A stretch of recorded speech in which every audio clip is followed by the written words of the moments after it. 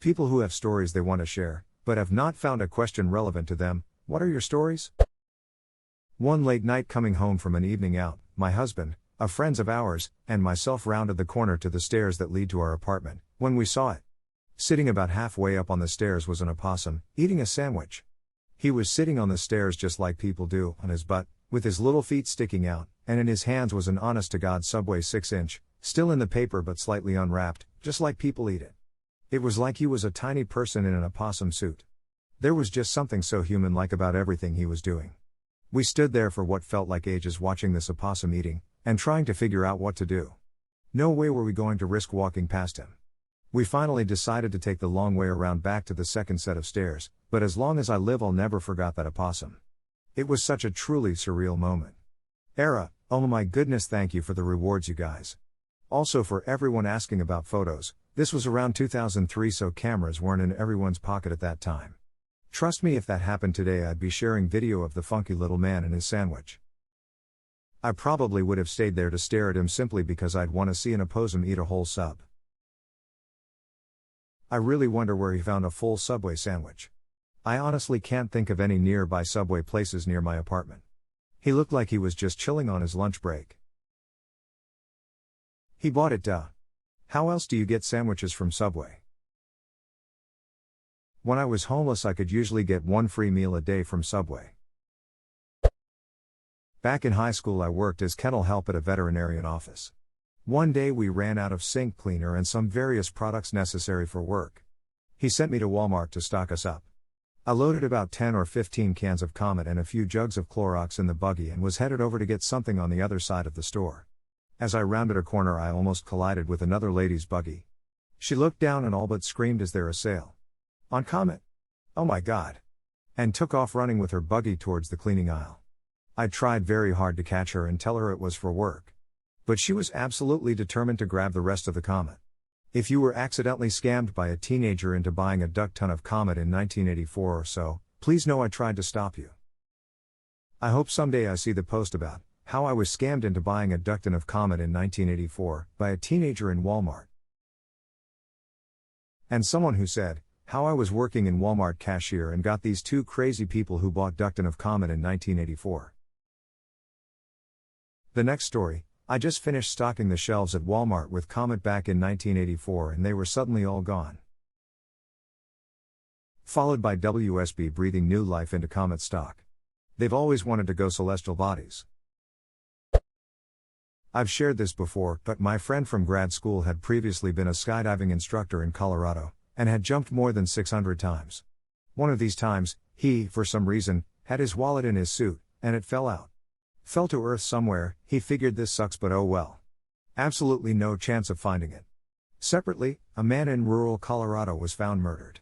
Turns out in their remote cabin where he lived with his daughter, he had been sexually abusing her and she finally had enough and killed him. The police searched the house and all of his property and found my friend's wallet in the trunk of his car. Police thought to themselves, duck, an idiot murderer left his wallet in this dude's trunk. Damn, easiest arrest ever. Friend had the super believable alibi of couldn't have been me, officer. Actually that wallet fell out of my pants while I was skydiving. Edit to add, my friend was never arrested but he was questioned, and had to have his story corroborated. From what I remember of him telling me the aftermath, the cops knew early on that it was the daughter so she might confessed. That's pure speculation though. The sexual abuse self-defense detail didn't come out until later though. When the cops cleared my friend they told him the father had taken all of his cash. They have no idea why he kept the wallet. The absolutely insane odds of it landing in the worst possible place imaginable. Pulled a stranger's dildo out of my pocket at the pub. Went to buy a new jacket at Target, tried on the one on the rack but it was one size too small. Went back to the rack, grabbed the next size up and went straight to the counter and paid for it. Cashier throws it in the bag, I head home and throw the bag on the table. Next night my mates turn up at my house unannounced to grab me to go to the pub. I get dressed real quick, grab the bag with the jacket and jump in the car and head off to knock the top off a couple of frothies. A few shandies later and we decide to head home, get outside and it's definitely jacket weather. I throw the jacket on, the boys give me a hard time about how fancy it is, I put my hands in the pocket and find an object in there. No idea what it is or how it got in there, I pull it out in front of everybody. I'm left standing there, in my fancy new jacket, out the front of the pub with the lads, with a stranger's dildo in my hand and no idea how it got there. Of course nobody believed that I had no idea how that thing came to be in my possession.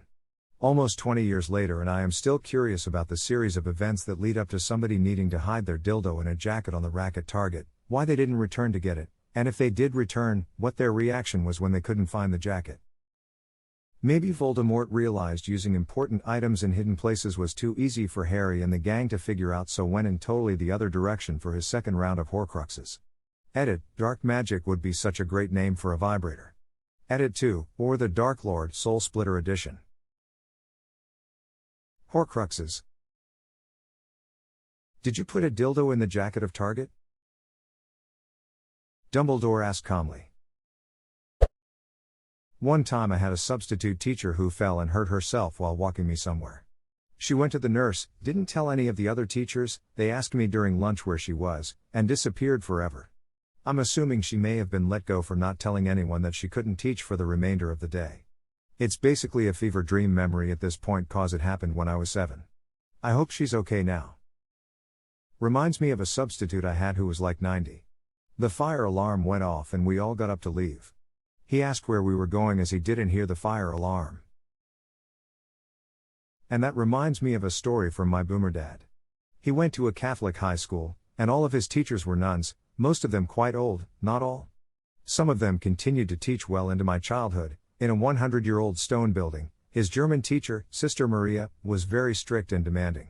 She liked to perch, seated, in the deep windowsill, where she could see out over the classroom and make sure everyone was doing their work.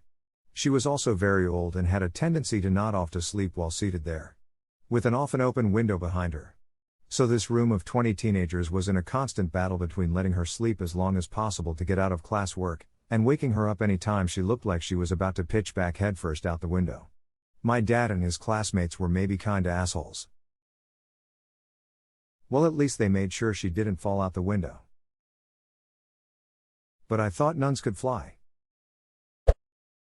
My great-grandmother lived in a nursing home for the last years of her life. She was about 95, with minimal eyesight and hearing when this happened. My great-grandmother told my mother, she was afraid of that lady in black. What woman in black? My mother would ask. The one that is standing at my bed every night. I think, she is finally coming to get me. Naturally, my mother dismissed this as a figment of her granny's imagination. One evening, when my mother was visiting, GGM told her, I think, I am going to die tonight. Can you stay?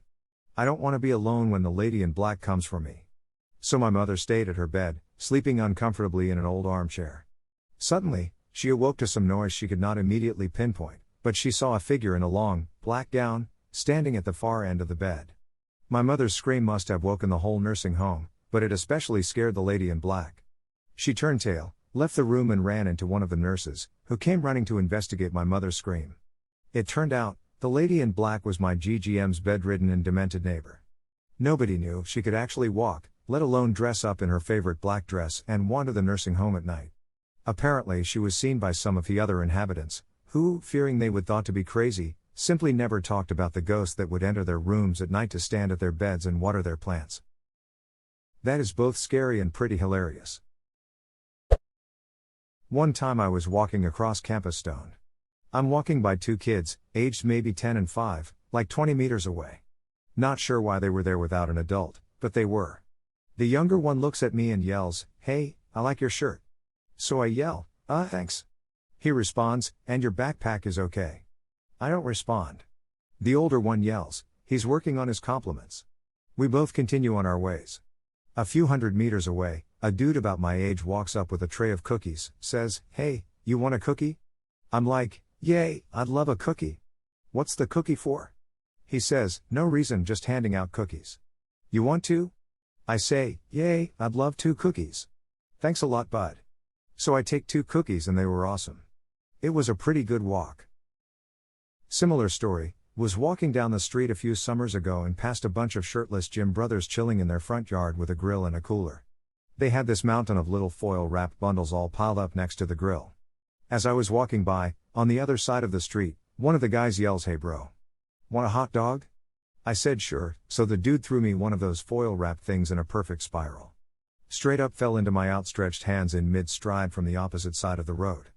Guy didn't even stand up out of his lawn chair. I aspire to be as cool as that dude. Just guys being dudes. Love to see it.